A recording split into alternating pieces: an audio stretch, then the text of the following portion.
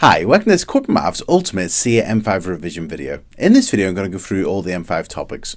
So here's the M5 revision checklist, and this revision checklist can be found in the description below. And this M5 revision checklist has in red all the number topics, in green all the geometry or shape, space and measure topics, in orange the statistics and probabilities topics, and in blue the algebra topics. Now, this revision checklist is really useful because it has all the M5 topics on it, and beside each topic you've got the video number on Corbettmaths. So if you want a more detailed explanation, go to corbettmaths.com, go to videos and worksheets and go to that particular video number, and that video will explain in detail that topic. Now in this video I'm going to spend about 3 or 4 minutes going through each of these topics just to make sure you're familiar with them, and that's the aim of this video, is to make sure you're familiar with all the topics that are on the M5 list. Now in terms of this video, we're going to go through all the topics, and you can make notes as you go through, but as well as making notes, there's also a question every single topic as I go through them. And it's in this booklet called the Ultimate CCEA M5 Revision Question Booklet. I know it's a catchy title, and in the description below, if you click on that link, it'll bring you to this booklet which has a question on every single topic as we go through them. And there's a QR code for the answers as well, so if you scan that, you'll be brought to the answers. Now in this video we use quite a lot of the Corbettmaths revision cards, and I borrow those as we go through. So for M5 you would want the foundation revision cards, and there's a link to those in the description below as well. And in terms of revision, a very important thing is for revision to do a little and often approach. So rather than leaving all your revision to the last minute, is to actually do some revision every single day. And I'd highly recommend the Corbettmaths 5-a-days. So the 5-a-days, and for M5 I'd recommend the numeracy and the foundation 5-a-days, so the red and the orange book. And those books are very useful for giving you 5 questions for every single day of the year that give you some practice towards M5. And just before we get started, M5 has 2 papers, a non-calculator paper and a calculator paper, and they each last for 1 hour. And you should also know the content from M1 before you do M5, so you should know the M1 content. And some of the topics that you'll see here at the beginning of this video are on the M1 list as well, and it's just because now we're doing the non-calculator paper, it's important that you recap those topics. So let's get started. Our first topic is addition, and that's video 6 in Corbettmaths. And our first question says, work out 519 plus 1658. So if I was doing addition like this, first of all I'd line the numbers up in columns. So I'd do 1658, and then I would do plus 519, lining up the hundreds, the tens and the units or ones, and then I'll put my line underneath it like so, and let's get started. So we'll start with the right hand side, and we'll do 8 plus 9. 8 plus 9 is 17, so we'll put the 7 down and carry the 1. Now in terms of carrying, some people carry up here, so they put a 1 up there. Some people put a small 1 there. Some people might even put it beneath there. I'm just going to put it at the top there for now. So 1 plus 5 is 6, plus 1 is 7. Then we've got 6 plus 5. 6 plus 5 is 11, so put 1 down and carry a 1. And 1 plus 1 is 2, so the answer would be 2177. And that's it. So our next topic is subtraction. That's video 304 in Corbettmaths, and we've got 832 subtract 119. So the bigger number, the number that we're subtracting from, this 832, will go on the top, 832, and beneath that we'll write subtract 119, and again lining up the digits in the right columns. Then we'll put a line beneath it. So we're going to do 2 take away 9. Now we can't do that, so we're going to borrow. So we'll cross off the 3 and call that a 2. And then we'll put that 1 in front of there to make it 12. 12 take away 9 is 3, so that's 3. 2 take away 1 is 1. And 8 take away 1 is 7. So 832 take away 119 would be 713. And that's it. So let's have a look at our next topic. So our next topic is multiplication, and we've got our question, work out 74 multiplied by 13. So we've got 74 multiplied by 13. So I've written down 74 multiplied by 13. Now what we're going to do is we're going to multiply 74 by 3, and then we're going to multiply 74 by 10, and we'll add up our answers to get our answer. So we're going to do 3 times 4, which is 12, so put the 2 down, carry the 1. 3 times 7, well 3 times 7 is 21, plus 1 is 22, so let's put that down. So 74 times 3 is 222. Now we're going to do 74 times 10. So we're going to put a 0 down, and we're going to do 1 times 4, which is 4, and 1 times 7, which is 7. Then we'll add up to get our answer. So we'll do 2 plus 0, well 2 plus 0 is 2. Then we'll do 2 plus 4, well 2 plus 4 is 6. And then 2 plus 7 is 9. So our answer is 962. And that's it. Okay, our next topic is division, and that's video 98 in Corbettmaths. And we've got work out 1935 divided by 5. Now whenever I'm doing division, I like using short division. So I'll do 1935, the number we're dividing. Then I do this bus shelter, goes up and across, and then the number we're dividing by, the 5 goes in front. Now we're going to divide by 5, so we'll say how many 5s go into 1? Well, there's no 5s in 1, so we'll put a 0, remainder 1. Then we do how many 5s go into 19? Well, 3 5s is 15, and 4 5s is 20, so there won't be 4 5s, it's 3 5s, which is 15, remainder 4. Then we'll say how many 5s go into 43? Well, 8 5s is 40, so that's going to be 8, remainder 3. And then finally, how many 5s go into 35? Well, that's 7. So the answer would be 387. And that's it. Okay, let's have a look at our next topic. So our next topic is adding and subtracting fractions, which is video 132 in Corbettmaths. And whenever we want to add or subtract fractions, it's really easy if they've got the same denominator, and the denominator is the number on the bottom of the fractions. So here we've got 9 tenths, take away 2 tenths. And as you can see, they're both tenths, they both get 10 on the denominator, so it's going to be really easy to do. Well, if we had 9 tenths and we take away 2 of them, we'll be left with 7 tenths. So we just write 7 over 10, and that's it. So whenever we've got the same denominator, if it's adding, you just add the numbers on the top, and if it's subtracting, like this one, you just take away the numbers. So you do 9 take away 2 is 7, so it's 7 tenths. Okay, let's have a look at our next question. So our next question says work out 5/8 plus 1/4. Now this time, as you'll notice, the numbers on the bottom, the denominators, aren't the same. We've got one that's an 8 and one that's a 4. Now what would be great if we could make them both the same number? Now remember, with equivalent fractions, if we've got a quarter, we can actually double both of those numbers, so double the 1 to get 2 and double the 4 to get 8 to get an equivalent fraction. Because if we had a quarter of a pizza or we had 2/8 of a pizza, they would both be the same size, they're both equivalent to each other. So what we can do is we can actually, instead of having 5/8 plus 1/4, we could write 5/8 plus, now we've doubled this to get 2/8, so plus 2/8, and now as you can see, these fractions have the same denominator, they've both got the same number on the bottom line, so we can just add them. So if we had 5/8 plus 2/8, well 5/8 plus 2/8 is 7/8, and that's it. Okay, let's have a look at our next topic. So our next topic is fractions of amounts. Now, fractions of amounts was on M1, and for M5, we just need to be able to make sure that we can do it without a calculator. And it's video 137. So remember, to find a fraction of an amount, you divide by the bottom and multiply by the top. So if we want to work out 3/5 of 280, we're going to find a fifth of 280 by dividing it by 5. Then we'll get that answer and we'll multiply by 3 to get 3/5. So we're going to divide by the bottom and times by the top. So we'll take 280 and we'll divide it by the bottom. So we'll divide by the number on the bottom of the fraction, the denominator, which is 5. So whenever we do 280 divided by 5, well, 5 into 2 doesn't go, so 0, remainder 2. 5 into 28 goes 5 times, remainder 3. And then we're going to see how many 5s go into 30, and 5 times 6 is 30, so that'll be 6. So 280 divided by 5 is 56. So that means a fifth of 280 is 56, but we want 3/5, so we now need to times by the top. So we're going to take our 56 and we're going to multiply by 3 to get 3/5. So we're going to do 3 times 6, which is 18, put our 8 down, carry our 1, and then 3 times 5 is 15, plus 1 is 16. So our answer would be 168, and that's it. So if we want to work out a fraction of an amount, we divide by the bottom and times by the top. Okay, let's have a look at our next topic. So our next topic is estimation, which is video 215 in Corbettmaths. So here we've got a typical question, and we've got a shop sells 78 magazines that cost £5.15 each. Estimate the total cost of the magazine sold. So whenever we're doing estimation questions, we want to use nicer numbers to make it a bit easier for ourselves, and this will typically be on the non-calculator paper. And we've got 78 magazines. Now I notice that 78 magazines is quite close to 80, and that would be a nicer number to use than 78. And we've got a cost of £5.15. Well, that's quite close to £5. So what I'm going to do is I'm going to round these numbers to what we call one significant figure. So rounding 78 to one significant figure is 80. It's a nice number. It's quite close to 78. And instead of using £5.15, I'm going to use £5. And what I'm going to do then is work out the total cost. So if I sold 80 magazines at £5 each, I would do 80 multiplied by £5, and that would tell me the total cost. So 80 multiplied by 5 is 400. So that would be £400.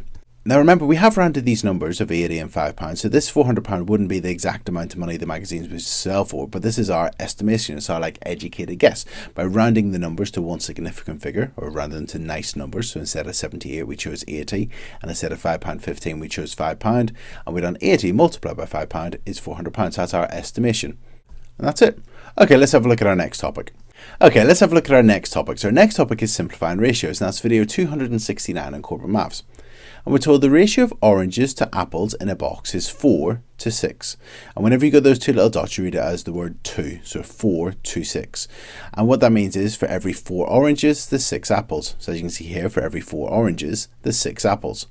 And sometimes we can cancel ratios down, because here we've got simplified 4 to 6. Well, both of those numbers are divisible by 2. So we divide both of them by 2. So 4 divided by 2 is 2. And 6 divided by 2 is 3. So if we had the ratio 4 to 6, we could simplify it to 2 to 3, and that would be an equivalent ratio. And that's it, and we've simplified these as far as we can go. Okay, let's have a look at some more ratios and simplify those. And our next one is simplify 35 to 10. So both of these numbers are divisible by 5, so let's divide both of them by 5. So 35 divided by 5, that's 7. And 10 divided by 5 is 2. So the answer would be, if we were asked to simplify 35 to 10, our answer would be 7 to 2. Okay, let's have a look at our next question. So our next question says simplify 28 to 40. Now both of these numbers are divisible by 4, so we can divide 28 by 4 and we can divide 40 by 4. So 28 divided by 4 is 7 and 40 divided by 4 is 10. So 28 to 40 would be the same as 7 to 10. So if you were asked to simplify 28 to 40, the answer would be 7 to 10. And we can't simplify this any further because the only whole number you can divide these by is 1, and that wouldn't actually help.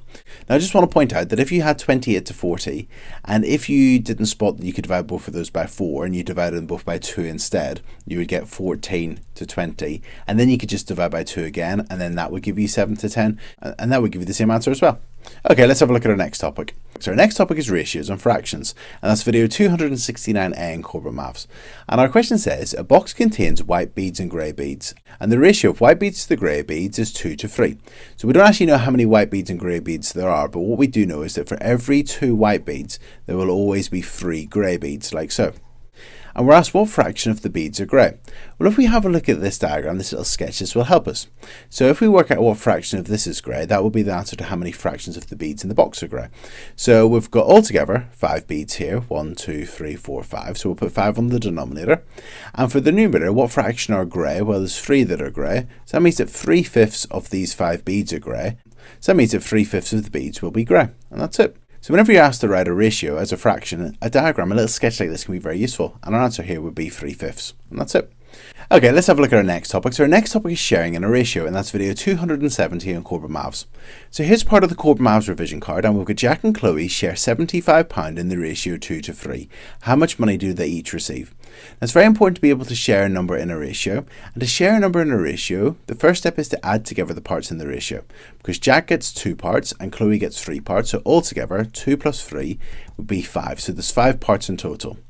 Now what we're going to do is we're going to take the grand total of what they're sharing, so in this case it's £75, and we're going to do 75 divided by whatever you get whenever you add the ratio together. So we're going to divide it by 5 because 2 plus 3 is 5, so we know there's 5 parts in total. So if we divide 75 by 5, we'll see how much money is in one part. So 75 divided by 5 is 15, so that means there's £15 in one part. Now we know that Jack gets 2 parts and Chloe gets 3 parts, so that means that Jack gets 2 lots of 15 and Chloe gets 3 lots of 15. So for Jack, we're going to do 15 multiplied by his number in the ratio, which is 2. So 15 times 2 is £30. And for Chloe, she gets 3 parts, so we'll do the £15 multiplied by 3, her number in the ratio. So for Chloe, we'll do 15 multiplied by 3, and that's equal to 45. And what's great is if we add £30 and £45, we get the £75 that we started with. So if you're asked to share something in a ratio, the steps would be, first of all, add the parts together in the ratio, then divide the grand total by the total number of parts, and then times each of the numbers by how much is in one part, and that's it. Okay, let's have a look at our next topic, which is whenever we're dealing with ratio questions, whenever we're given one quantity, and that's video 271 on Corbettmaths. So here we've got the ratio of lemon sweets to strawberry sweets in a tub is 5 to 3. So in this tub, for every 5 lemon sweets, there's 3 strawberry sweets. And we're told there's 120 lemon sweets in the tub. So rather than the last time when we're told how many sweets there are altogether, what we're told is how many lemon sweets there are.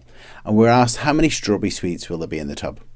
So in a question like this, whenever you're given one quantity, we know there's 120 lemon sweets. Now we're told the ratio of lemon to strawberry is 5 to 3. So the lemon number in the ratio is 5. So if we divide 120 by 5, we'll find out how many sweets there are in one part. So 120 divided by 5 is equal to 24. So that means there's 24 in one part. And we find that by dividing how many lemon sweets there were by the lemon number in the ratio, the 5. Now we're asked how many strawberry sweets were in the tub. Now strawberry is 3 parts, so what we'll do is we'll multiply 24 by 3. So we'll do 24 multiplied by 3, and that's equal to 72. So whenever you're given one quantity, so in this case we were told there was 120 lemon sweets, what you do is you divide that by the lemon part in the ratio, which was the 5.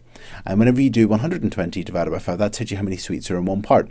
And then you can times it by the other number in the ratio to see how many strawberry sweets there were in this case. And that's it. And if you were asked how many sweets there were in total, you could add together the 120 and the 72, and that'll tell you how many sweets there were altogether. So that's it. Okay, let's have a look at our next topic. So our next topic is called the Unitary Method, which is video 255A in Corbettmaths. And we're told that 4 candles cost £13. Find the cost of 7 candles. Now this is called the Unitary Method because we want to find the value for 1. So in this case, we want to find the cost of 1 candle, and then when we know the cost of 1 candle, we can multiply by 7 to find the cost of 7 candles. So if we know that 4 candles cost £13, if we just divide 13 by 4, we can find the cost of 1 candle. So 13 divided by 4 is equal to £3.25. So that means that 1 candle costs £3.25. So that's 1 candle. Now we know the cost of 1 candle, we can find the cost of 7 candles really easily by just multiplying the cost of 1 candle by 7. So if we do £3.25 multiplied by 7, that gives us £22.75p. And that's it. Okay, let's have a look at our next topic. So our next topic is recipes, and sometimes you're given a list of ingredients and you're told how many it serves. So in this case, we've got a recipe. I'm not actually sure what the recipe was for, can't remember. We've got 300 mils of double cream, 320 mils of milk, 120 grams of caster sugar, 1 vanilla pod, and 4 egg yolks. I'm going to start trying to guess what that is. And we've got here, how many would we need for 8 people? Now, what you can do is you can use, like we've just looked at the Unitary Method, you could divide all of these quantities by 4 to find how much you need for 1 person, and then times that by 8 to find 8 people. So that unitary approach, that Unitary Method can be very useful for recipe questions, but sometimes it can be a slightly easier approach. If I knew these quantities served 4 people, if I wanted 8 people, I could just double all of these values, because to get from 4 people to 8 people, you would just double it. So I would just double these. So I would need 600 milliliters of double cream, 640 mils of milk, I would need 240 grams of caster sugar, 2 vanilla pods, and 8 egg yolks, and that's it. Okay, next, what if we needed 12 people? Well, to get from 4 people to 12 people, we multiply by 3. So to get from 4 to 12, we would times that by 3, so we can just multiply all of those by 3. So that'd be 900, 960, 360, 3 vanilla pods, and 12 egg yolks, and so on. So if we know what serves 4 people, to get 2 people, you would just half them all. So it'd be 150 mils of double cream, 160 milliliters of milk, 60 grams of caster sugar, half a vanilla pod, and 2 egg yolks. Now for 6 people, you could, as I said, remember, you could use that Unitary Method where you divide all of these by 4 and then times it by 6 to see how much it would be for 6 people. Or another approach is, if you've already got your list written down for 2 people, you could add it on. So if we knew that you needed for 2 people, for 2 people, we needed 150 milliliters, we needed 160 milliliters of milk, we needed 60 grams of caster sugar, half a vanilla pod, and 2 egg yolks.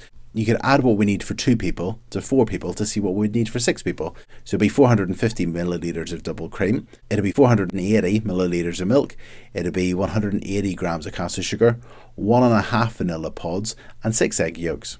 Okay, for 1 person, well, we've talked about that. We could just divide all these by 4 or half and half it again.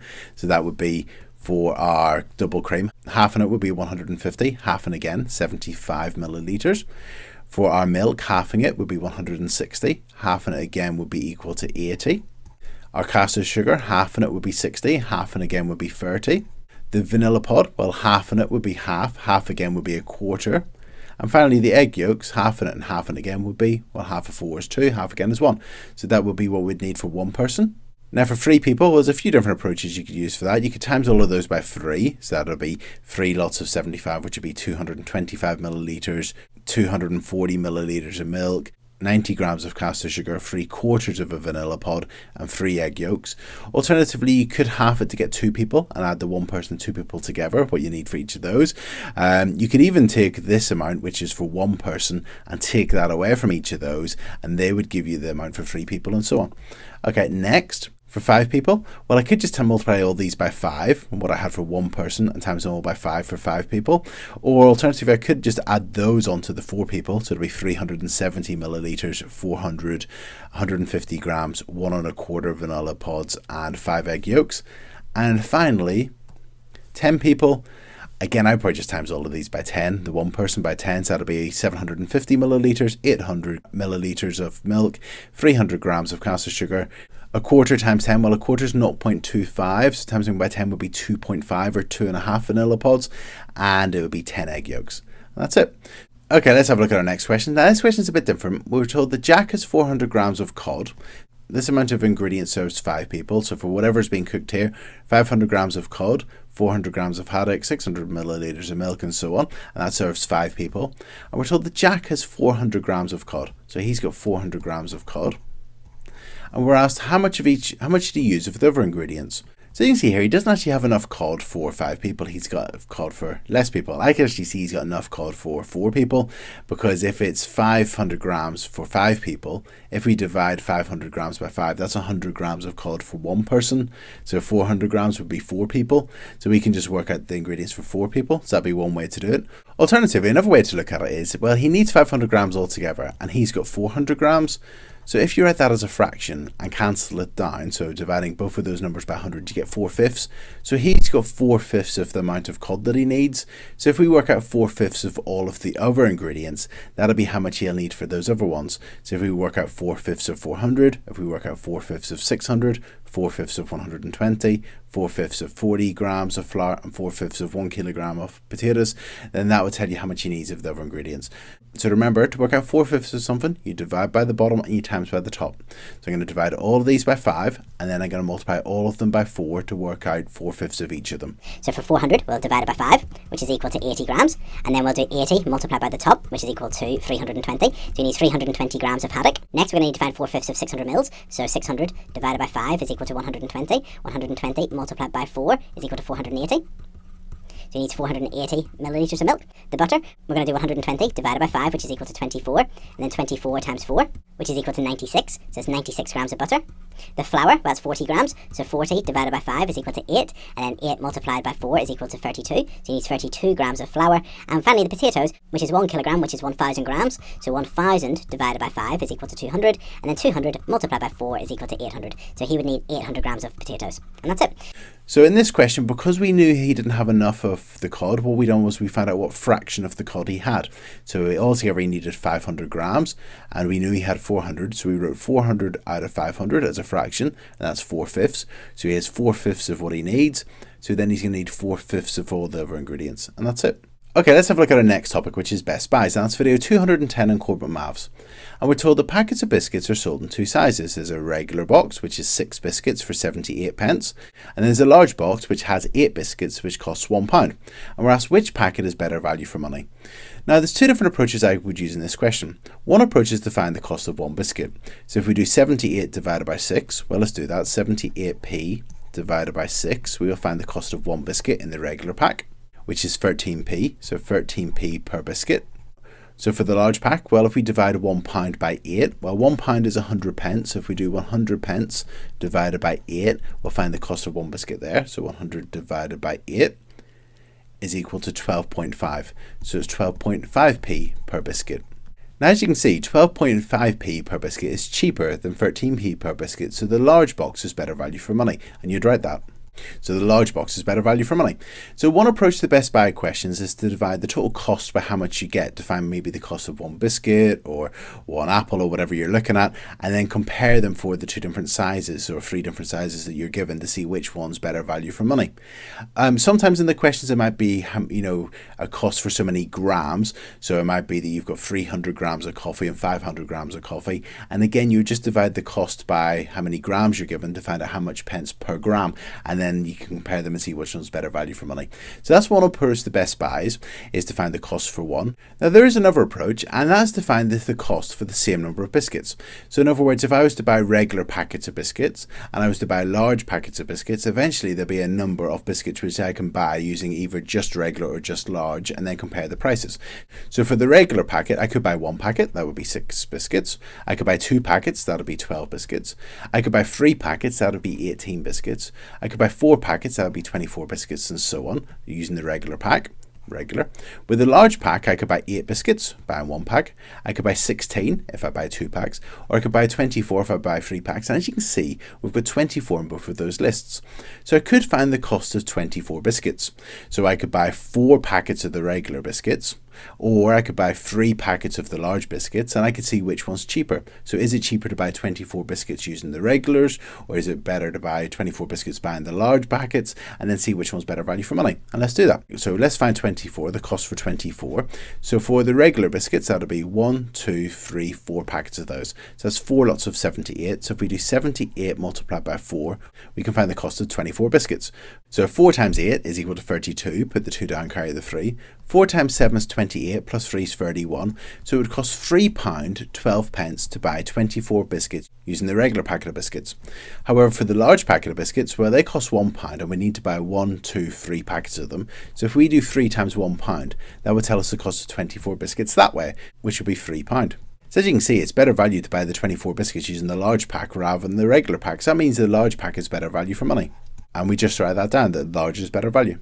Okay, let's have a look at our next topic. So our next topic is to look at conversion graphs. And here we've got a conversion graph, and conversion graphs can be used to maybe compare distances, like in this graph here where we've got miles and kilometers.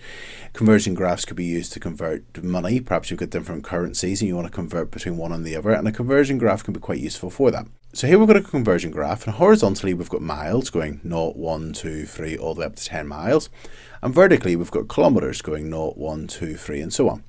And let's convert 4 miles into kilometers using our conversion graphs. It's important to be able to know how to use a conversion graph. So we get a ruler and a pencil, and we want to convert 4 miles. So we'll go to 4 miles on the horizontal axis here, 4, and we'll get a ruler and a pencil and we'll go up to the line. And it's just there, and then we go across from the line and do this with a ruler and a pencil on the test paper, like so. So as you can see, we've got to the second box above the 6. So let's find out what each one of those boxes is worth. So from 0 to 1, there's 1, 2, 3, 4, 5 boxes. That must mean we're going up in 0.2s. There's 0.2, 0.4, 0.6, 0.8, 1. So that would be 6.2, 6.4. So 4 miles would be 6.4 kilometers using this conversion graph. Now, we've been asked to change 8 kilometers into miles. So again, getting a ruler and a pencil. So getting your pencil and ruler and going from 8 kilometers across to the line and then down from the line, we get to exactly 5 miles. So using this graph, 8 kilometers would be equal to 5 miles. And that's it.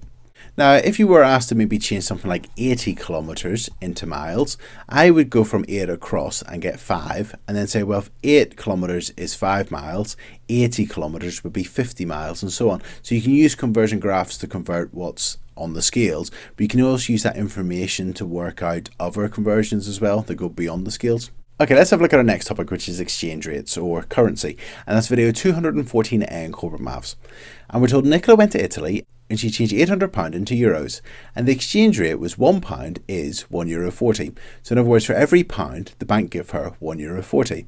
And the question says to change £800 into euros. So to change from pounds into euros, or pounds into whatever currency you're converting into, if you've got what £1 is, you just need to multiply how many pounds there are, the 800, by the number in the exchange rate. So here we've got £1 is €1.40. So if we do 800 multiplied by 1.4 or 1.40, well, we don't really need the 0 there. So if we do 800 multiplied by 1.4, we'll see how many years she gets, because for every pound she gets €1.40. So 800 multiplied by 1.4 equals 1,120 euros, and that's it. Now, while she's there, Nicola's seen a watch that she likes and it costs €105, and she wants to know how much that is in pounds. Well, if she wants to convert back from euros into pounds, we need to divide the 105 by the number in the exchange rate, the 1.4. So if we do 105 divided by 1.4, that would tell us how many pounds it would be. So if we do 105 divided by 1.4, that is 75. So the watch costs £75, and that's it. So if we want to convert from pounds to whatever currency we're dealing with, whether it's euros or yen or dollars, if you look at the exchange rate, as long as there's £1 equals, if you multiply how many pounds there are by the number in the exchange rate, that will tell you how much it would be. And then if you want to convert backwards, you then just divide the currency by whatever number is given in the exchange rate. That's it. Okay, let's have a look at our next topic. And our next topic is triangular numbers, which is video 229 in Corbettmaths. So here we've got a pattern of dots, and these are our triangular numbers where we start off with 1 dot. Then we add a row of 2 dots beneath it, so 1 plus 2 is 3. Then we add a row of 3 dots beneath that, so 3 plus 3 is 6. Then we add a row of 4 dots, well 6 plus 4 is 10. Then we add a row of 5 dots, which would be 15, and so on. So to get our triangular numbers, we start with 1, and then we add 2, add 3, add 4, add 5, add 6, and so on. And they are our triangular numbers, and they are 1, 3, 6, 10, 15, 21, 28, 36, and so on. That's it, so they're your triangular numbers. Okay, so let's have a look at our next topic, and our next topic is arithmetic with decimals. And remember, M5 has a non-calculator paper as part of it, so it's important to know how to work out our adding, subtracting, multiplying, dividing decimals without a calculator. And videos 90 to 94 in Corbettmaths will go through those. Okay, so let's have a look at our first question. So our first question says work out 28.75 plus 4.51.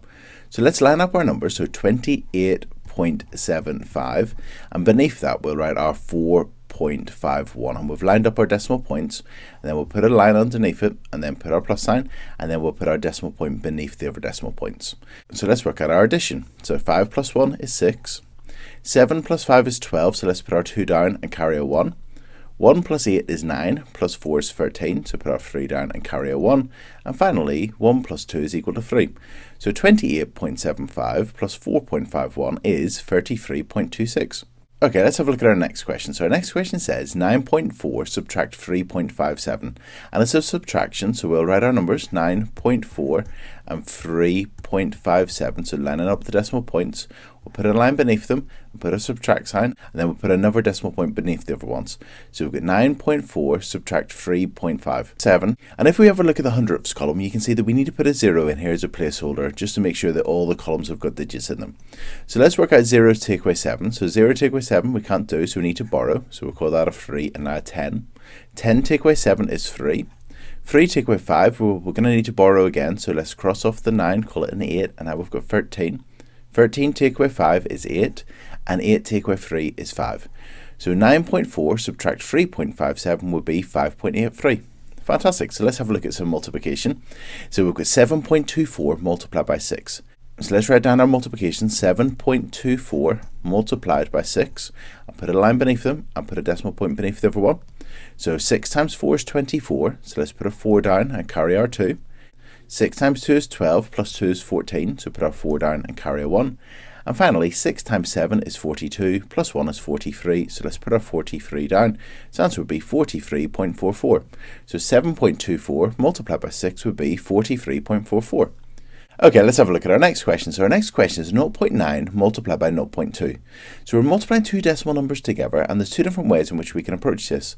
First of all is to multiply the numbers together, so ignore the decimal points and just do 9 times 2. So 9 times 2 is equal to 18. And then we have a look at the question and we count the number of digits after the decimal points. So as you can see, the 9's after the decimal point and the 2's after the decimal point. So there's 2 digits after the decimal point in the question. So if there's 2 digits after the decimal point in the question, there's going to be 2 digits after the decimal point in the answer. So the answer would be 0.18. Alternatively, another way you can do it is instead of doing 0.9 and multiply by 0.2, we can multiply the 0.9 by 10 to get 9.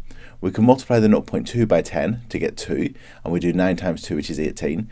But because we multiplied the first number by 10 and the second number by 10, we need to divide our answer by 10 and by 10 again. So if we divide our answer by 10, we get 1.8, and if we divide it by 10 again, we get 0.18. So that's it. Okay, so let's have a look at some division questions now. So we've got 1.85 divided by 5. So let's write our 1.85 down, and then our divide by sign, and then 5.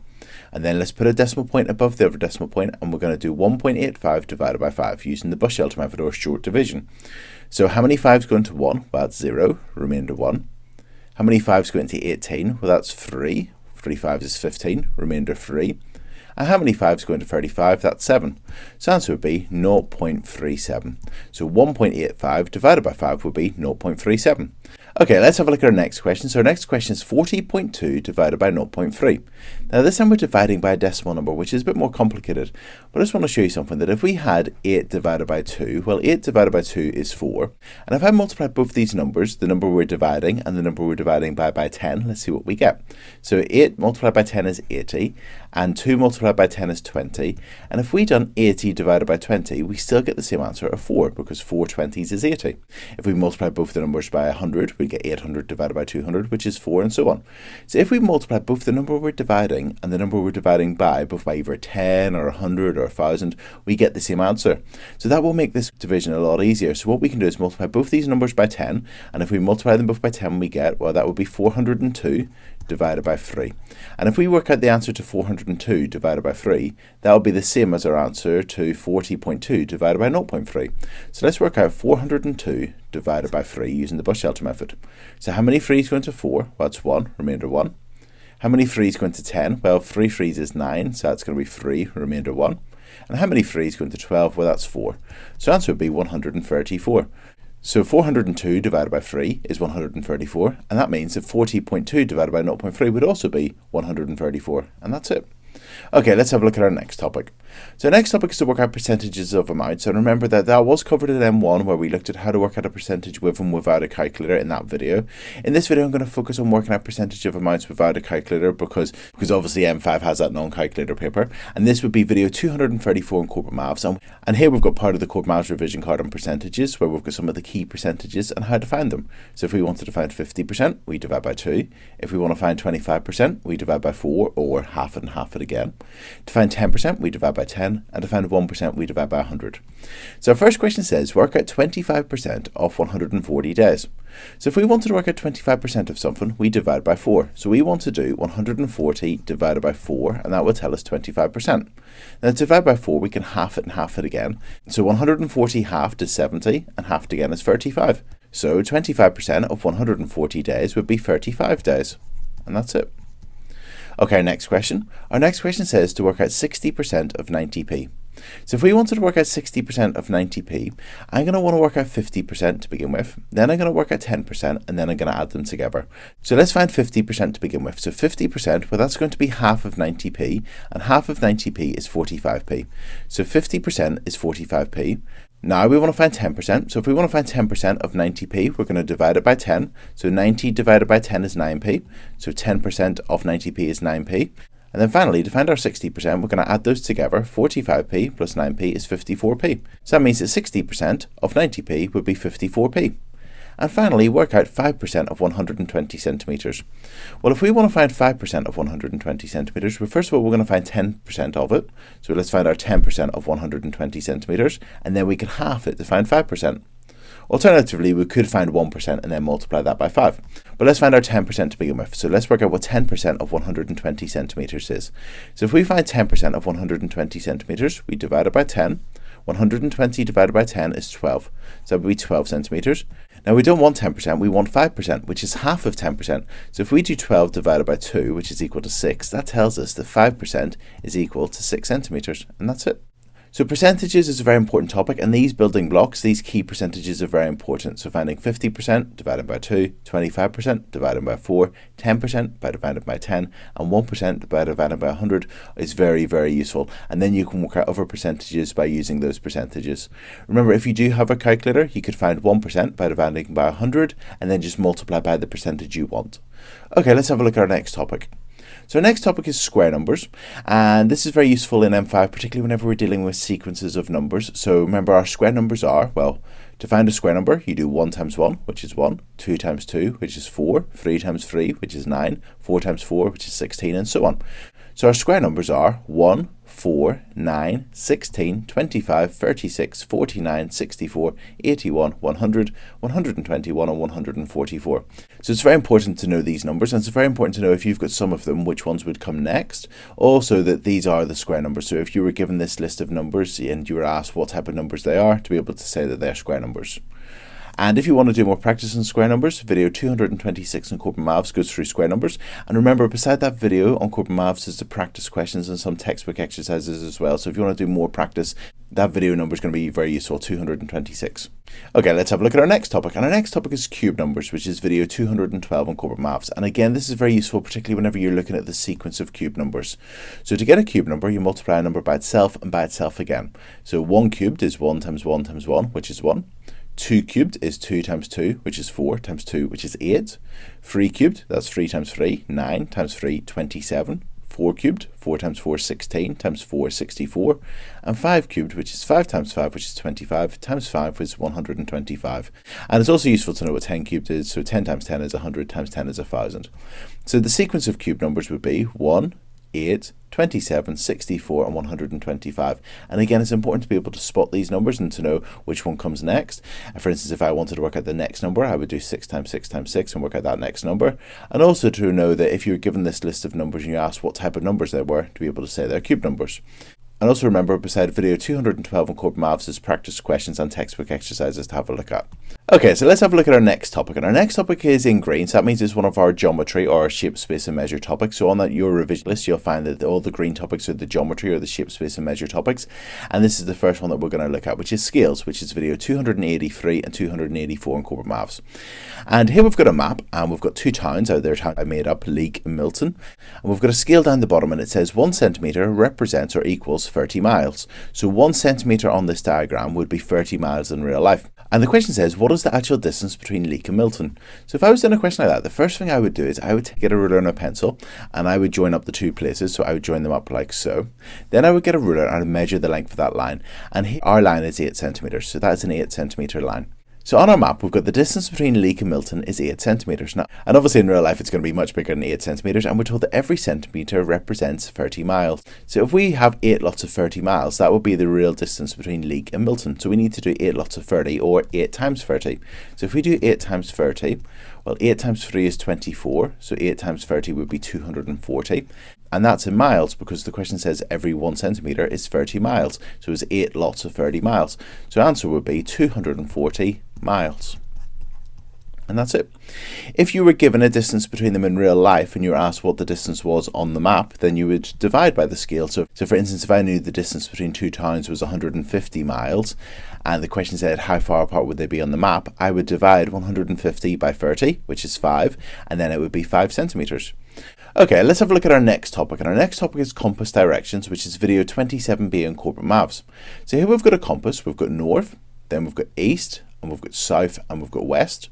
And in between north and east, we've got northeast, and between south and east, we've got southeast. Between south and west, we've got southwest, and between north and west, we have northeast. So these are our compass directions. They're very important to know. Some people remember sayings such as never eat shredded wheat. I do like shredded wheat, but you've got never eat shredded wheat. They could be your little mnemonic to help you remember the north, east, south and west, but you need to know what directions they go in. And here we've got a little diagram, and we've got some made up towns. We've got Castleton, Leek, Donhampton, Milton and Sandcliffe. And the question says, what direction is Milton from Sandcliffe? So we're at Sandcliffe because it says from Sandcliffe, and we're asked which direction is Milton. So Milton is in this direction, so it's going to the left here. Now we've got north is going upwards, so going to the left would be west. So the answer would be west. Because if you were at Sandcliffe, and if upwards is north, then it would be north, east, south and west would be Milton. Okay, next question. Our next question says, what direction is Sandcliffe from Leek? So it says from Leek, so we're going to go to Leek, so this little X is Leek, so we're here, and we want to know what direction Sandcliffe is in. So we've got north going upwards, then we've got east, then we've got south. So as you can see, it's not one of our north, east, south or west, so it's going to be something like northeast or southeast and so on. So if we're at Leek and we've got north, east, south and west, so you can see that Sandcliffe is in the southeast direction. It's in the middle of south and east, so the answer would be southeast. Southeast.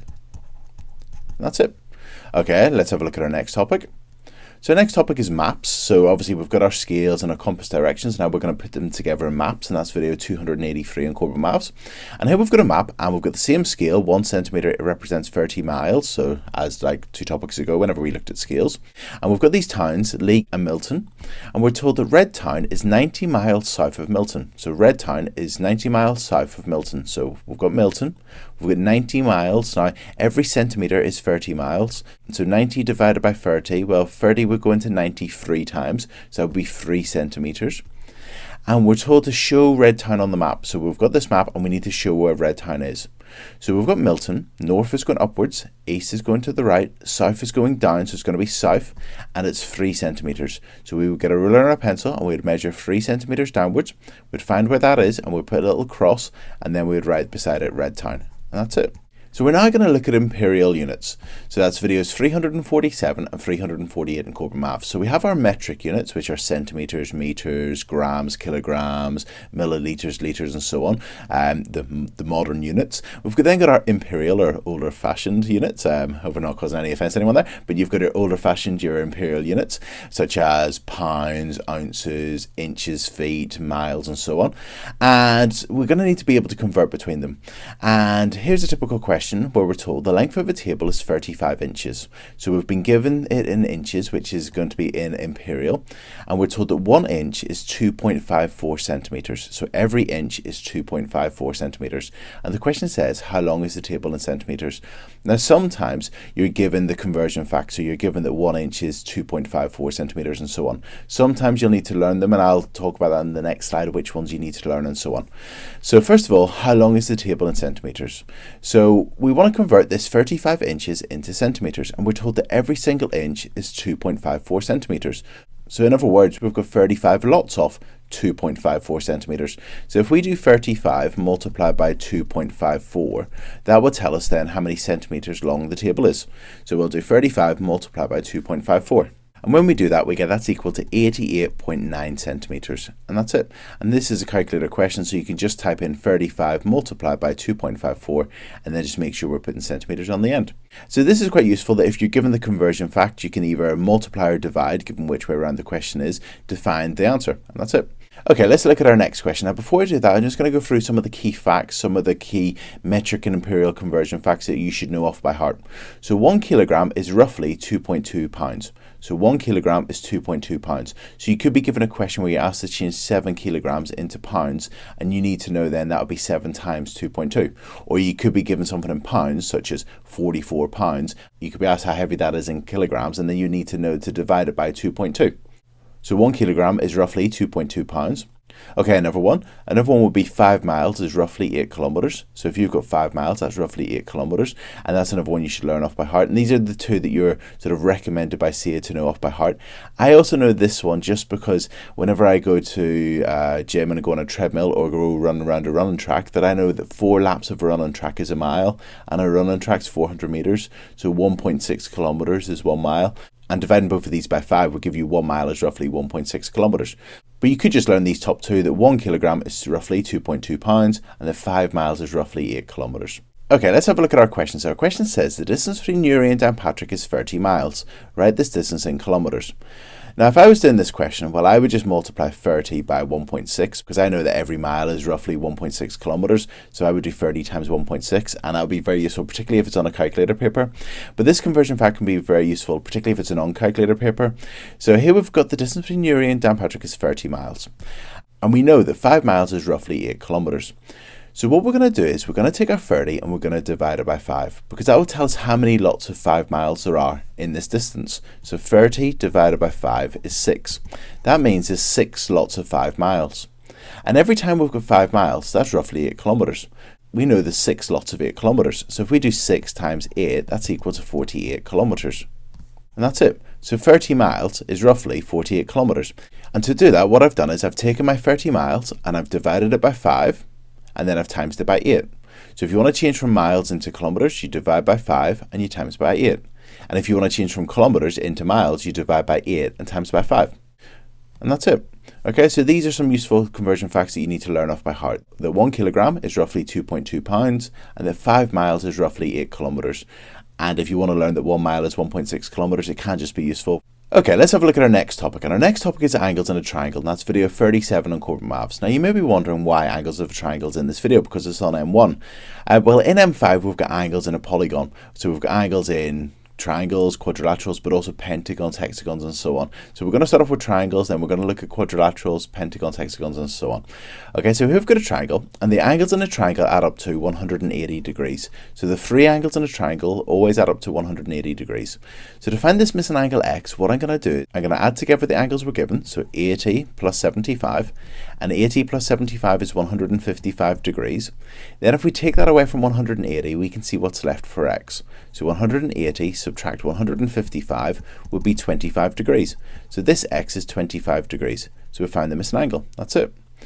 Now, here we've got an isosceles triangle. Now, we know this is an isosceles triangle because we've got these two little lines, and they mean that those lines are the same length. And if you've got a triangle where two sides are the same length, it's an isosceles triangle. And that means that two of the angles are the same size. And when you've got an isosceles triangle like this, where you've got the two lines that are the same length, the angles at the bottom here and here will be the same as each other.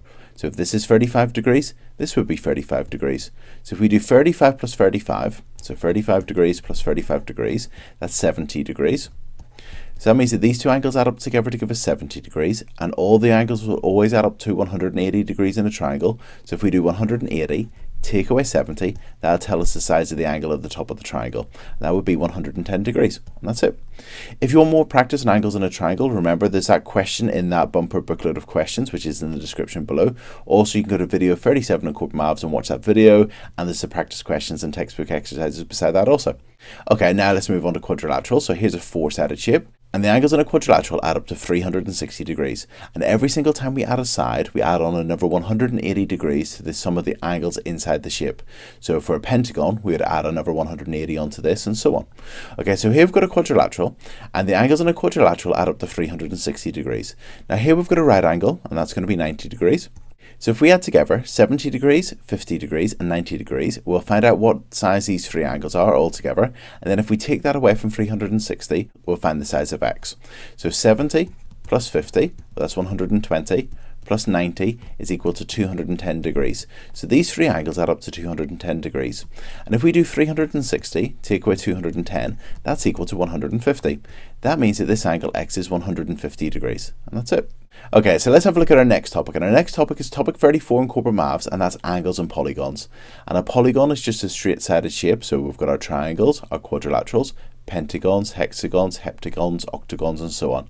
And this is the Corbettmaths revision card on angles and polygons. So it tells you the angles in a triangle add up to 180 degrees, the angles in a quadrilateral add up to 360 degrees, the angles in a pentagon add up to 540 degrees, and it's very useful to know that, or alternatively know that if a quadrilateral adds up to 360, you can just add on another 180. If we add on another 180, that's 720. So the angles in a hexagon add up to 720 degrees. The angles in a heptagon add up to 900 degrees. The angles in an octagon add up to 1080 degrees, and so on. And this is very useful. This is the Corbettmaths revision card, and if you want to get a set of those, they're in the description below, and you would want to get the foundation set if you're studying for M5. So here we've got a polygon, and it's got 1, 2, 3, 4, 5 angles. So, and it's also got 1, 2, 3, 4, 5 sides. So that means it's a pentagon, and the angles in a pentagon add up to 540 degrees. So if we want to find the size of this missing angle x, we can add together the angles we're given, the 80, the 140, the 95, and the 130, and we can take that away from 540 to see what's left for x. So let's do that. So 140 plus 80 plus 95 plus 130 is equal to, and I'll just do that on my calculator, 445 degrees. And if we take that away from 540, we can see what x is. So 540 take away 445 equals 95 degrees. So that means that x is 95 degrees, and that's it. If you were given a hexagon, they would give you 5 angles, and you would add those up and take it away from 720 to find the size of the 6th one, and so on. Okay, let's have a look at our next topic. So our next topic is reflections. That's video 272 in Corbettmaths. And here we've got a typical reflection question. We're going to look at two different types of reflection questions. One where you've just been given a mirror line and a shape and you've got to reflect it. And another one whenever it's on a coordinate grid. And I'll talk about that next. So here we've got a triangle, and here we've got a mirror line, and we've been asked to reflect it. So if I was given a triangle and I was asked to reflect it in a mirror line, I would look at each of the 3 corners and I would reflect those and see where they go to. So let's start at the top of this triangle, this point here. And this point is 1, 2, 3 lines to the mirror line. So we've got 1, 2, 3 away from the mirror line. So if we go another 1, 2, 3, we can find out where it goes to. Now this point is 1 away from the mirror line, 1 line away from the mirror line. So we need to go another 1, so it would move to here. And finally this one here, it's 1, 2, 3, 4, 5 lines away from the mirror line. So if we go 1, 2, 3, 4, 5 past it, that will tell us where it moves to, and it moves to there. And then finally, if we join it up, we will then have reflected this shape, this triangle, in the mirror line. So using a ruler and a pencil, join up those points and you will have reflected that shape in the mirror line. And if you want to try a reflection question yourself, remember in that bumper pack of questions in the description below, if you click that, you can then try some reflection questions yourself. Okay, let's have a look at our next question. So this time we've been given a triangle and we've got a set of coordinate axes. We've got our x-axis and we've got our y-axis. And the question says reflect triangle A. So we've got this triangle A and we've been asked to reflect it in the y-axis. In other words, this is where the mirror is. Okay, so we've got this y-axis and this is where the mirror is. We want to reflect this triangle across to the other side. So let's do each point at a time. So this top point of the triangle, it's one line away from the y-axis, so we need to go another one to the other side, there. The point down here, it's one away from the y-axis, so we need to go one the other way. And the bottom right-hand point of the triangle, it's 1, 2, 3, 4 away from the mirror line, so we need to go another 4, 1, 2, 3, 4, so it'll be there. And if we get a ruler and a pencil and join those up, we'll have reflected triangle A in the y-axis. And that's it. So using a ruler and a pencil, join those points up and we have reflected that triangle A in the y-axis and it's moved to here. If the question said to label it B and so on, you would put a little B inside of it. Okay? Okay, let's have a look at our next question. So we've got the same triangle and we've been told this time to reflect triangle A in the x-axis. So we've got this x-axis, so this is where the mirror line is this time, and we're going to reflect the triangle downwards, so it's going to move down here somewhere. So again, let's look at each corner of the triangle. So let's start off with this corner, and it's 1, 2 away from the x-axis, so we go down another 2, 1, 2 to here. This corner is 1, 2 away from the x-axis, so we go another 2, 1, 2 to there. And this point up here, it's 1, 2, 3, 4 away from the x-axis, so we need to go down 4, 1, 2, 3, 4 down to there. And if we get a ruler and a pencil and join those up, that will be our answer for reflecting triangle A in the x-axis. And that's it. Okay, let's have a look at our next topic. Okay, let's have a look at our next topic, and that's video 275 on Corbettmaths. And in M5, we need to know how to rotate shapes around the origin, or this point 0, 0, the point in the center of the coordinate axis here. 0, 0. So here we've got a question and we've been asked to rotate triangle A, this triangle, 90 degrees clockwise. So we need to know the difference between clockwise and anti-clockwise. Clockwise will be the same way around a clock is going, that way, so turning around that way is clockwise, and going the other way around, going that way around is anti-clockwise, the opposite way to a clock. So that would be clockwise. So this would be clockwise and this would be anti-clockwise. So they're very useful to know. Okay, so the question says rotate triangle A, so this triangle A, 90 degrees clockwise about the origin. Now the first thing I would do in a question like this is, because it says about the origin, I'd put a little X on the origin, that point 0, 0, just on my paper, just to make sure I know where I'm rotating the shape about. Next thing is I would get some tracing paper. If you're doing an exam, whether it's the end of term test or whether you're doing the actual GCSE, the M5 paper, you can put your hand up and ask the invigilator or the teacher for some tracing paper, and they'll give you a piece of tracing paper, so you can put that over the shape like so. And when you're putting it over the shape, make sure that it's straight. So in other words, I've put this in a landscape position. So you've got your landscape. So whenever you've got paper, you've got landscape or you've got portrait. So you can put it either landscape or portrait, whichever one you prefer. I'm just going to put mine over a landscape like so, but make sure it's straight. So in other words, don't put your tracing paper on like that, okay? Because you need to know 90 degrees. And the great thing is if you rotate your paper from being landscape to portrait, landscape to portrait like that, that's a 90-degree turn. If you rotated it again, that'll be another 90 degrees. If you rotate it again, it'll be another 90 degrees and so on. So the great thing is, so if the paper is landscape to begin with, like this, if we rotate it 90 degrees, it'll then be portrait, and that'll be quite useful for us. So we put the tracing paper on top of the triangle and on top of the X, and as you can see, it's straight. The next thing I'm going to do is draw over the point 0, 0 on my tracing paper. Okay, and then I'm also going to draw over the triangle, and if I have got a ruler and a pencil, I'll draw over the top of it with a ruler and a pencil. Here I'm just going to do it freehand the best I can, like so. Okay, and just to help me, here's one I prepared earlier. So you would just draw over the triangle and over the origin. Okay, so we've drawn over the triangle and we've drawn over the origin, so they're both on the tracing paper, and it's very important that you keep the tracing paper still whenever you're doing that. Now what we're going to do is we're going to rotate it 90 degrees clockwise. So we're going clockwise, so we're going to go round clockwise. So whenever you're doing this, I tend to put my pencil on top of that X and I turn my tracing paper so that X stays exactly where it's meant to be, so on top of the origin. And so keep your pencil and you're going to turn it so the paper is then portrait, so it's going to turn like so. So we're going to turn it a bit, keeping the X where it's meant to be, like so. Turn it a bit more, keeping the pencil on top of the tracing paper so it stays in the right position. And you're going to keep on doing that so that you've got your tracing paper, you're holding it steady there with your pencil and you're just spinning it round. And whenever you spin it round to be in portrait, it should end up looking like this. And whenever you've spun it 90 degrees, it should end up looking like this, where you've got the X still on top of the origin, and then you've got your triangle in that position there. And your paper is now a portrait. You've turned it 90 degrees and we've gone clockwise. That's it. And then next, you're going to get your pencil and you're going to draw over the top of it quite hard on top of the paper. And that should leave an impression on the paper beneath the tracing paper. Okay, or you can just look at it and make sure that you know the points are going to be there, 0, 3, and 3, 1, and 3, 3. And then what you're going to do is remove your tracing paper and then draw over the impression, and you should end up with something that looks like that. And that's it. So we've rotated the triangle A 90 degrees clockwise about the origin. If the question said 90 degrees anti-clockwise about the origin, we would have done the first step the same. So drawn over the origin and drawn over the triangle. We would have kept our pencil there, pushing down just gently there, and we would have spun our paper 90 degrees anti-clockwise, our tracing paper 90 degrees anti-clockwise, and it would have then spun round to a position that looks something like this. Just turning it, and then until it gets to be in portrait like so, and then it would be down there. And if the question said rotate triangle A 180 degrees, now it wouldn't have said clockwise or anti-clockwise for 180 degrees. What you would then do is actually just carry on spinning it. So you would have gone all the way around. So you could have gone this way to 90 degrees and then carry on spinning it, keeping the X on the right position there and keeping on spinning it until it gets round to being landscape again. And then that would be the position of A. Alternatively, we could have went around clockwise and then it would have landed there as well.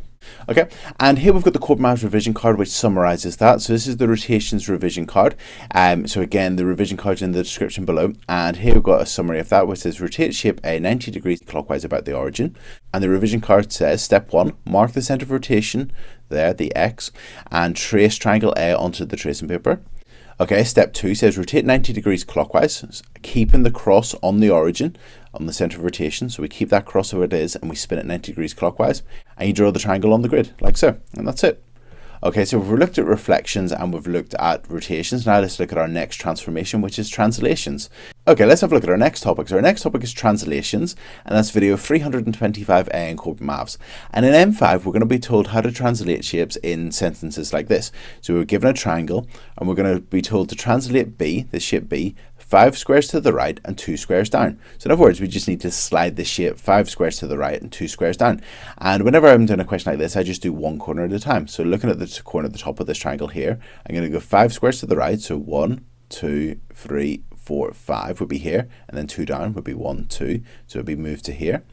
This corner, the bottom right corner, we're going to move it 5 to the right. 1, 2, 3, 4, 5, and 2 down, 1, 2, so it's going to move to here. And finally, this corner of the triangle, this corner of B, we're going to go 5 to the right, so 1, 2, 3, 4, 5, and 2 down, 1, 2, we move it to here. And then we would just get a ruler and a pencil and we join those up. And that's it. So we've translated triangle B, 5 squares to the right and 2 squares down. The question could say 2 squares to the right and 1 square up and so on. And you just move or slide that shape as you're told in the question, and that's it. Okay, let's have a look at our next topic. So our next topic is enlargements. So here we've been given a triangle and we've been told to enlarge triangle A by scale factor 3. And what that means is we're going to make the shape 3 times bigger. And whenever we're making the shape 3 times bigger, that means the lengths of all the sides will get 3 times larger. The angles will stay the same. For instance, if you had a square and you enlarged it by scale factor 2, you would still have right angles in the corners, but all the sides will become, for in that case, 2 times bigger. And in this case, whenever we enlarge this triangle A by scale factor 3, all the sides will get 3 times bigger. So let's start off with this base. So the base of this triangle is 1, 2, 3, 4 squares across. And we're going to enlarge that by scale factor 3, so that means it's going to be 3 times bigger. So 3 times 4 is 12. So we're going to have 12 squares across for our shape, our new shape. So we're going to go 1, 2, 3, 4, 5, 6, 7, 8, 9, 10, 11, 12. So we've gone 3 times bigger. Now making the two sides of this triangle 3 times bigger is a wee bit tricky because they're not straight lines and they're not going through the corners either. So what I'm going to do is I'm going to find out the position of this point at the top of the triangle.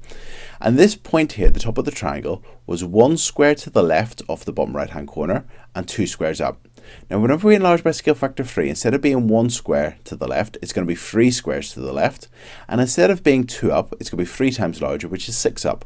So we're going to start in this bottom right hand corner and we're going to go 3 squares to the left. So it's going to be 1, 2, 3 and 6 squares up. 1, 2, 3, 4, 5, 6. So that's there. So that's the top of our triangle. Now we can just join them up. And that's it. So we've enlarged triangle A by scale factor 3. Okay, so let's have a look at our next question. So this time we've been asked to enlarge B, this rectangle, by scale factor 2 using the origin as the centre of enlargement. So sometimes in M5 you could be given a grid like this, a set of axes, and you could be given a centre of enlargement as the origin, so that's the point 0, 0, and asked to enlarge a shape. So we've got the shape B, and we've been asked to enlarge it by scale factor 2. That means it's going to become twice as big, but also twice as far away from the centre of enlargement, this origin. So let's start off with each corner. So let's start off with the bottom left hand corner of the rectangle here. And it was 1 square to the right and 1 square up. But whenever we enlarge it by scale factor 2, it's instead of being 1 across and 1 up, it's going to become 2 across and 2 up. So 2 to the right and 2 up. So it's going to move to here. Next, let's look at the bottom right hand corner of the shape, this corner, and it was 2 squares to the right and 1 square up. But whenever we enlarge by scale factor 2, it'll become 4 squares to the right and 2 squares up. So instead of being 2 across and 1 up, it'll be 4 across and 2 up. So it's going to move to here. Next, the top left hand corner of the rectangle here, it was 1 square to the right and 3 squares up. But whenever we enlarge by scale factor 2, it's going to move 2 squares to the right and 6 squares up, doubling it. So instead of being 1 to the right and 3 up, it'll be 2 to the right and 6 up. So that'll be 1, 2, 1, 2, 3, 4, 5, 6. So it's going to move to here. And finally, the top right hand corner of the rectangle, it was 2 squares to the right and 3 squares up. And whenever we enlarge by scale factor 2, it becomes twice as far away. So that'll be 4 squares to the right and 6 squares up. So that's 1, 2, 3, 4, and then 6 up. 1, 2, 3, 4, 5, 6. So it's going to move to here. So let's get our ruler and a pencil and join those points up. And that's it. So we've enlarged B by scale factor 2 using the origin as the centre of enlargement. So it's become twice as big, but it's also twice as far away from this centre of enlargement. Okay, let's have a look at our next question. So this time we've been given a smaller rectangle and it's been enlarged to get this larger rectangle, and we've been asked to find the scale factor of enlargement. In other words, how many times larger have we made the shape? So if we look at the dimensions of this smaller rectangle, it's got a width of 2 and it's got a height of 1, 2, 3. Whereas the larger one, it's got a width of 1, 2, 3, 4, 5, 6, and it's got a height of 1, 2, 3, 4, 5, 6, 7, 8, 9. So if we want to find the scale factor of enlargement, we just need to see how many times bigger the sides have become. So the width has gone from 2 to 6, that's 3 times bigger. And also, in terms of the height has gone from 3 to 9, that's also 3 times bigger. So the scale factor of enlargement would be 3. Okay, let's have a look at our next topic. So our next topic is drawing triangles given instructions, and that's videos 81 and 82 on Corbettmaths. And here we've got a triangle, and it's a little sketch, and it's got a base of 5 centimeters. There's an angle in the bottom left of 80 degrees and an angle in the bottom right of 55 degrees. And we've been told to draw this triangle accurately. So what I'm going to do is I'm going to get a ruler and a pencil, and first of all I'm going to start off by drawing the base of this triangle. So the base has got a length of 5 centimeters. So make sure whenever you're looking at your ruler, you're looking at the centimeters and not the inches. So we're going to draw a base of 5 centimeters. So we're going to start at 0 and draw a line going across the 5. So that's the base of 5 centimeters drawn. So now we've drawn the base of 5 centimeters. Let's move our ruler and let's label it as being 5 centimeters. So 5 centimeters. And now we're going to draw an angle. So let's start off with this angle on the left of 80 degrees. So let's get our protractor and let's move the protractor so the cross of the protractor is on the end of the line. So the cross of the protractor is on the end of the line like so. And as you can see, the 0 on the inside of the protractor is on the line as well. And we're going to go around to 80 degrees. So we're going to start at 0 and we're going to go around 10, 20, 30, 40, 50, 60, 70, 80. So this point here would be an 80-degree angle. So let's move our protractor and draw a line through that point. So getting our ruler and pencil, we'll draw a line through that point. Now we're going to draw the 55-degree angle. So let's get our protractor and let's put it on the other side of the line, like so. So as you can see, we put the protractor on the right-hand side of the line, and the cross of the protractor is on the end of the line, and the 0, this time on the outside, is on the line as well. And we're going to go around to 55 degrees. So we're going to start at 0, we're going to go around 10, 20, 30, 40, 50, and 55 would be here. So we've now got our dot, so we know that direction is 55 degrees, and we're now going to get our ruler and pencil, and we're going to draw a line going from the bottom right-hand corner of the triangle through that point until we get to the other line. And as you can see, those two lines meet, and where they meet will be the top of the triangle. So that means that this angle would be 80 degrees, this angle would be 55 degrees, and the base of the triangle would be 5 centimeters. So we've drawn an accurate version of the triangle. In terms of these two extra bits, I tend to leave them on as my construction lines, just to show the examiner what I've done. Okay, let's have a look at our next topic. So our next topic is called distance time graphs, and that's video 171 on Corbettmaths. So here we've got a distance time graph, and we've got the distance from home, so it starts at 0, so that means they're at home, and it goes up in 2, so it goes 2 kilometers, 4, 6, 8, 10, and so on. And horizontally, we've got the time, so it starts at 8 a.m, and we've got 9 a.m, 10 a.m, and so on. And we're given some information. We're told Rosie jogged to her friend's house, so Rosie starts at home, and she jogs to her friend's house, and after having a short rest, Rosie then jogged home, arriving at 10:30. And we were told to complete the distance time graph. So let's find out where 10:30 would be. So if we look at 8 a.m. and 9 a.m, let's find out where 10:30 would be. So 10:30 is 1, 2, 3, 4 blocks going from 8 a.m. to 9 a.m. And after 2 of them would be 8:30. So if we look at 10 a.m, we've got 1, 2 blocks, so that would be 10:30 there. So that is 10:30. And we've been asked to complete the distance time graph. Well, she jogs home, so we now need to draw a line, a straight line going from here down to 10:30. And it would look something like this. Okay, part B. So part B says, how long did Rosie rest for? So as you can see, she rested for 1 block. And when I say block, that's a collection of 5 of the little small squares. 1, 2, 3, 4, 5. It's where the line is slightly thicker. So she rests for 1 block. So as we spotted earlier, we knew that 2 of them was 10:30. So this should be 15:15. Let's check. So we've got 8 o'clock, 8 a.m, 8:15, 8:30, 8:45, 9 o'clock. So each one of the smaller blocks, or those collection of 5 squares, is 15 minutes. So Rosie rested for 15 minutes. Okay, and part C says, when did Rosie jog at the fastest speed? So in other words, did she jog to her friend's house at a faster speed than whenever she jogged home? And there's a few different ways we can answer this question. We've been asked to explain our answer. So one way you could do it is by looking just to see which line is steeper. If it's steeper on a distance time graph, it means it's a faster speed. And as you can see, the line going to her friend's house is slightly steeper than the line coming back. This is a steeper line than this one. So that means that her jog going to her friend's house was faster.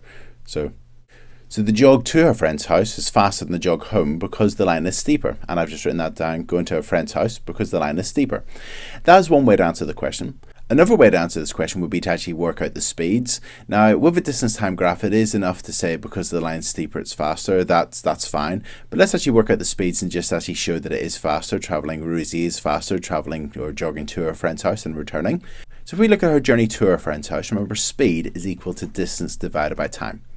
And in terms of her journey to her friend's house, the distance, well, the distance is in between 6 and 8, so that's going to be 7 kilometers. And she does it in a time of 1 hour from 8 o'clock to 9 o'clock. So her speed would be 7 divided by 1, which is 7 kilometers an hour. So her speed to her friend's house is 7 kilometers an hour. In terms of her journey home, well, she starts her journey home here at 9:15, so 9:15. And she gets home at 10:30. So that is 1 hour and 15 minutes, or 1¼ hours. We're going to do the distance, which is 7, divided by the time taken, which is 1¼ hours, or 1.25. And if we do 7 divided by 1.25, we get that's equal to 5.6. So her average speed home is 5.6 kilometers an hour. So she was faster jogging to her friend's house than returning to her friend's house. So that's another way you can answer the question. And finally, another way to answer the question is, well, she jogged 7 kilometers there and she jogged 7 kilometers back. The journey there took an hour and the journey back took an hour and 15 minutes. So obviously she travelled at a faster speed travelling there than back because it took her longer travelling back. So there are 3 different ways you can answer that question. If I was answering it, I would just say the line's steeper going to her friend's house than back, so that means she's travelling at a faster speed. And that's it. Okay, let's have a look at our next topic. Okay, now we're going to look at our probability and our statistics topics. So these are the orange topics on your revision checklist.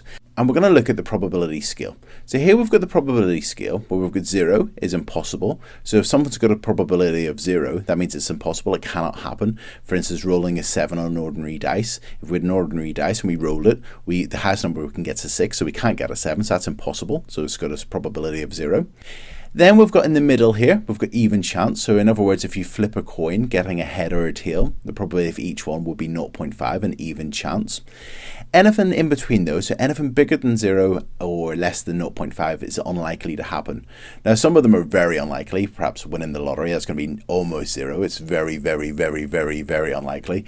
Whereas maybe, rolling a number 2 or 3 on a dice, because there's 2 out of 6 and that's a third, so it'd be around here somewhere. So that's quite unlikely. So you've got anything between 0 and 0.5 is unlikely.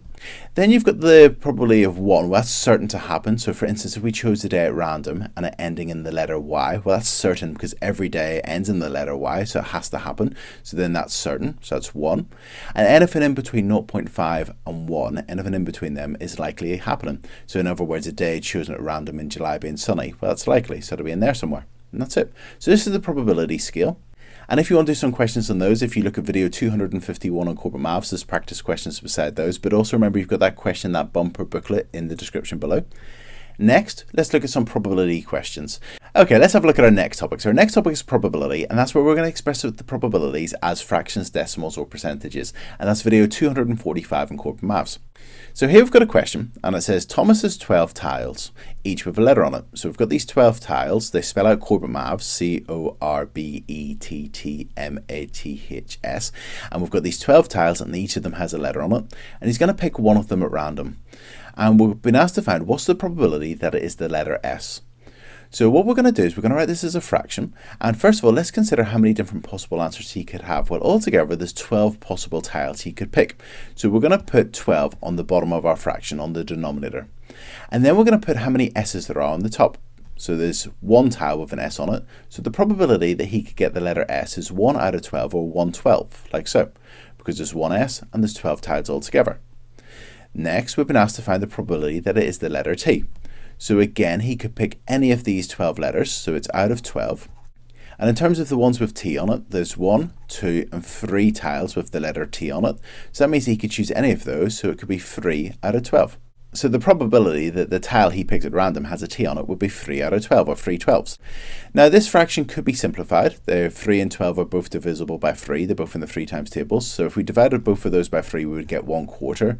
But unless you're told in a probability question to simplify a fraction, you can write it like so. You could write it as 3/12 and only simplify it if you're told to. So the probability of getting the letter T would be 3/12. Okay, let's have a look at our last question. So our last question says, what's the probability that it is not the letter C? So altogether there's 12 tiles, one of them's got a C on it and 11 don't.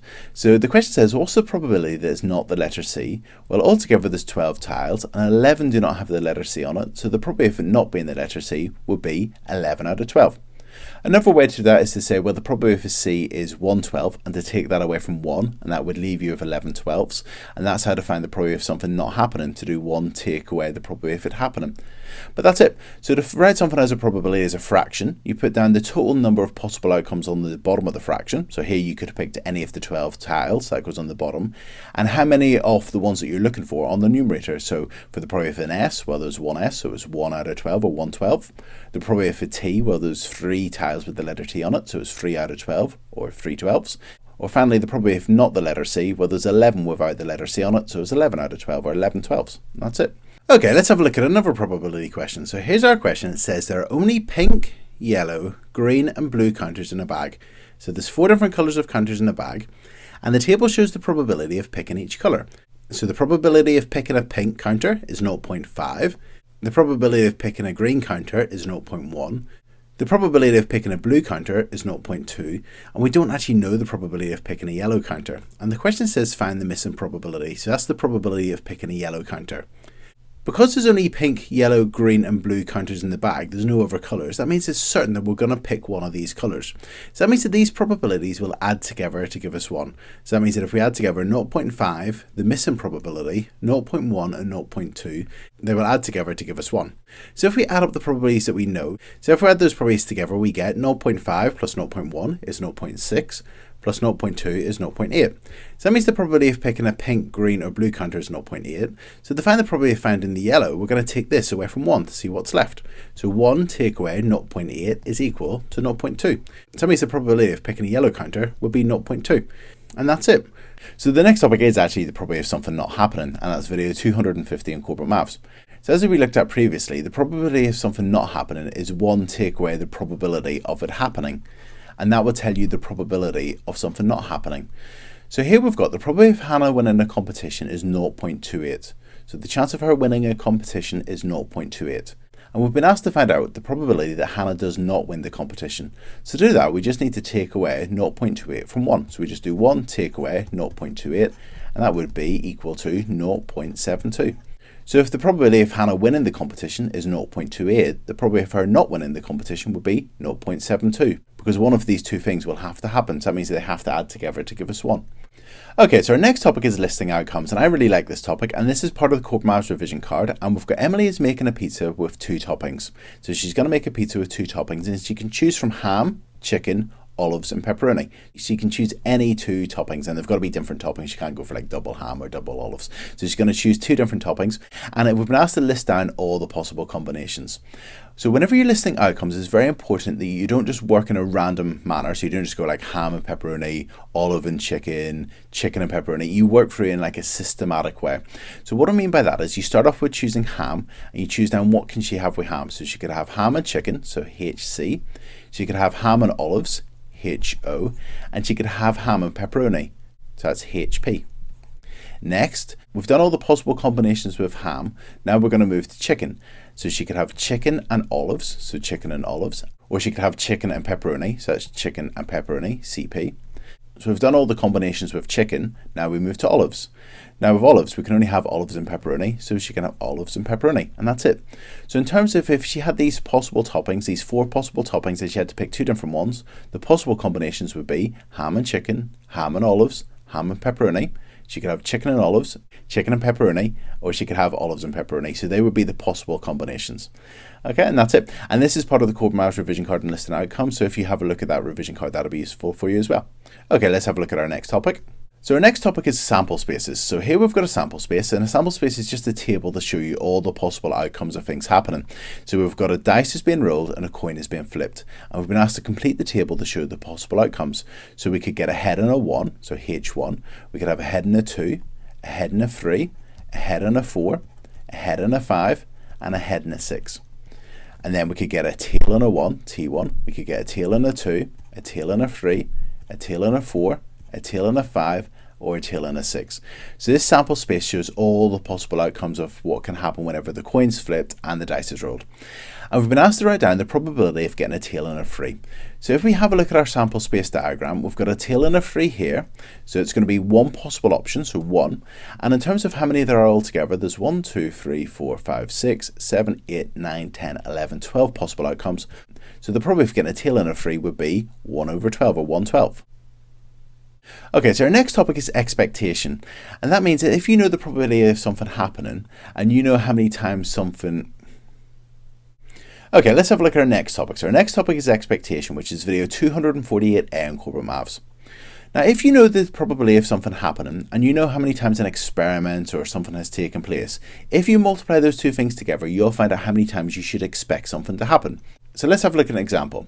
We've got a factory makes 6,000 plates each day. So the factory makes 6,000 plates each day. And the probability that a plate is faulty is 0.0035. So it's quite unlikely, it's very unlikely that one's faulty. It's got a probability of 0.0035. And we're being asked to find out how many faulty plates would be expected in one day.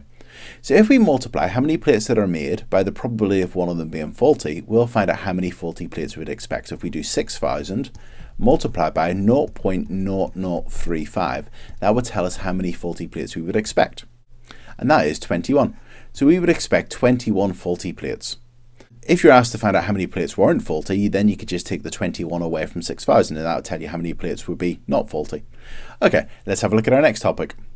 So our next topic is sequences. So we're now moving on to the blue topics, which are the algebra topics, and this is sequences. So this is video 286 and 287 on Corbettmaths.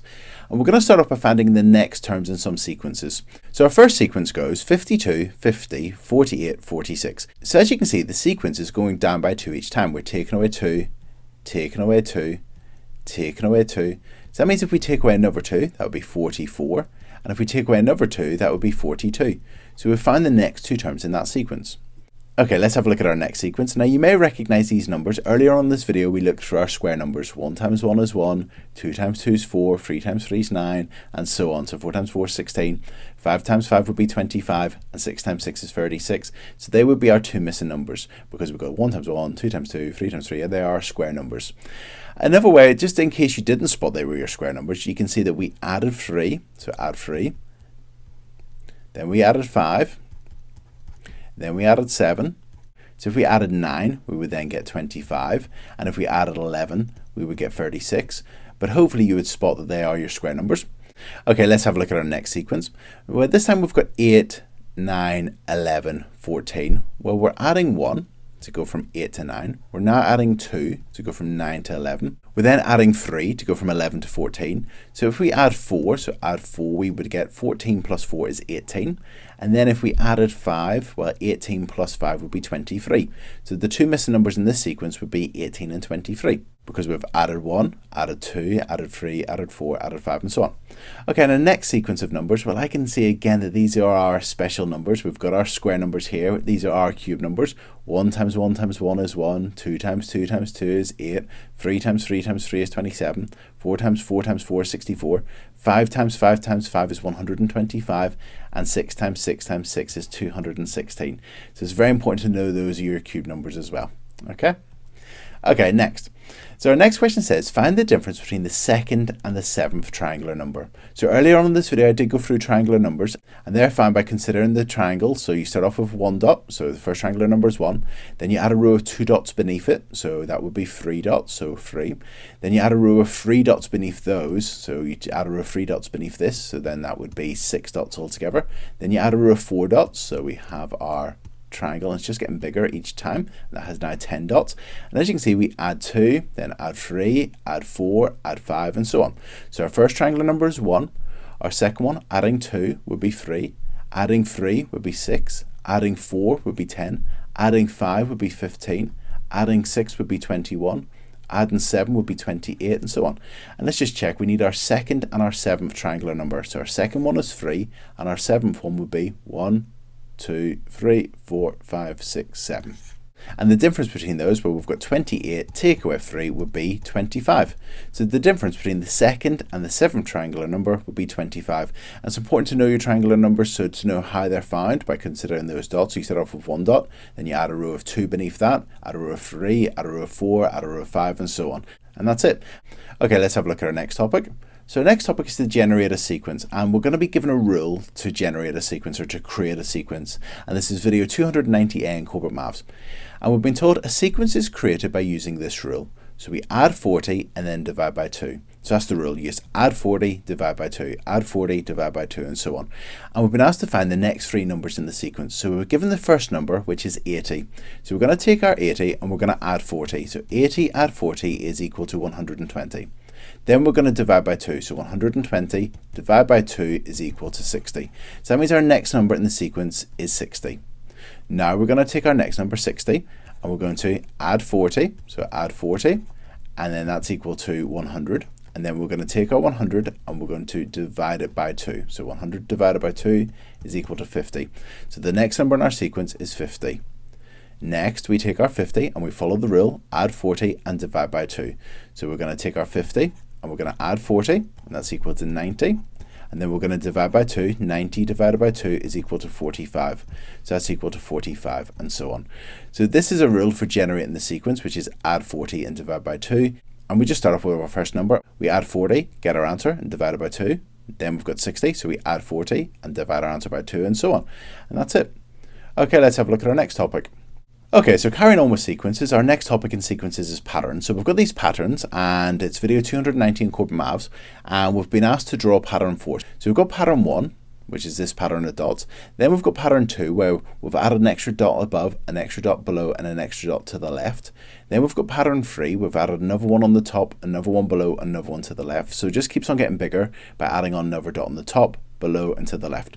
Okay, so we've been asked to draw pattern 4, so we're just going to take pattern 3 and add another dot above, below, and to the left. So that would mean that it would have 1, 2, 3, 4, 5, 6, 7, 8, 9. So it would have 1, 2, 3, 4, 5, 6, 7, 8, 9.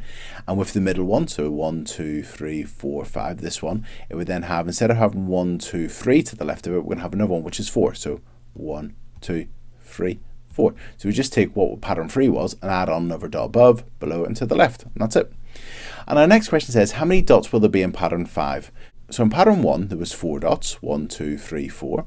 In pattern 2, well, there's 1, 2, 3, 4, 5, 6, 7. We're adding 3 each time, so this would then have 10. This would have 13. And in pattern 5, there'd be 16 dots because we're adding 3 each time. We're adding 1 above, 1 below, and 1 to the left. And that's it. Okay, and let's look at our last topic. So our last topic is real life graphs, and this could be a conversion graph or a distance time graph, something like that. And here's some useful videos in Corbettmaths for this topic. And with this particular question, I've got a set of axes for pounds going from 0 up to 70 vertically. And and just looking at the scale, we're going from 0 to 10. So we're going up with 1, 2, 3, 4, 5 little squares. That means that we're going up in twos here. And we've got kilograms going across horizontally, going from 0 to 25. And we've been given that 1 kilogram is approximately equal to 2.2 pounds. So that's a fact we've been given, and we've been asked to draw this conversion graph. Now, first of all, I know that no kilograms would be no pounds. So I'm going to actually get a plot a point here because no kilograms is no pounds. It would be a point there. Now, 1 kilogram would be quite small and 2.2 pounds. It'd be quite hard to draw looking at these scales. So what I'm actually going to do is I'm going to multiply both of these by 10. 10 kilograms would be roughly equal to 22 pounds. So 10 kilograms would be roughly equal to 22 pounds, multiplying both of those by 10. So 10 kilograms would be roughly 22 pounds. So remember here we've got 20, we've gone up in 2, so 22 would be there. So 10 kilograms and 22 pounds would be there. If I double these, I get 20 kilograms would be roughly equal to 44 pounds. So let's plot that point. 20 kilograms is roughly 44 pounds. So we're going up in twos. So 40, 42, 44 will be there. And we've now got 3 points. We can now draw a nice straight line through those. So let's get our ruler and pencil and start at point 0, 0, because we know that no pounds is no kilograms. And we'll draw a nice straight line through the points that we've plotted and carry on. And that's it. So we've drawn our conversion graph. So this real life graphs could be a conversion graph, could be a distance time graph, something like that. And the question will give you some information which you would need to plot and draw or to read a graph and understand it. And that's it. So in this video, we've gone through the CCEA M5 topics. So these are the CCEA M5 topics. And make sure you revise the M1 topics as well. So we've gone through all the number topics, the geometry topics, the statistics topics, and the algebra topics. And we've spent about 2 or 3 minutes in each one of those topics. I really hope you found this video useful. Remember, as well as writing notes on each one of the topics as you went through the video, doing a question from that bumper booklet would be really useful because there's questions there on every single topic as we went through the video. So this booklet would be really useful for you. And if you scan the QR code, you'll get the answers. So that booklet of questions would be very useful. And in this video, we used quite a lot of the Corbettmaths revision cards. And these revision cards are very useful for you. If you're revising M5, I'd highly recommend the foundation set, and they can be found in the description below. In terms of revision for M5, rather than cramming your revision towards the end of your GCSE studies, I'd highly recommend a little and often approach. So spending 5 to 10 minutes every single day in your maths would be much more effective than just cramming your revision. I would highly recommend the red, which are the numeracy books, and the orange, which is the foundation books. So those 5-a-days, the numeracy 5-a-days and the foundation 5-a-days, they can be found in Corbettmaths, and there's also the books available in the description below. And that's it. So I really hope you found this video useful. If you have found it useful, please like the video, please subscribe to the YouTube channel, the Corbettmaths YouTube channel, and all the very best of luck with your studies. Good luck.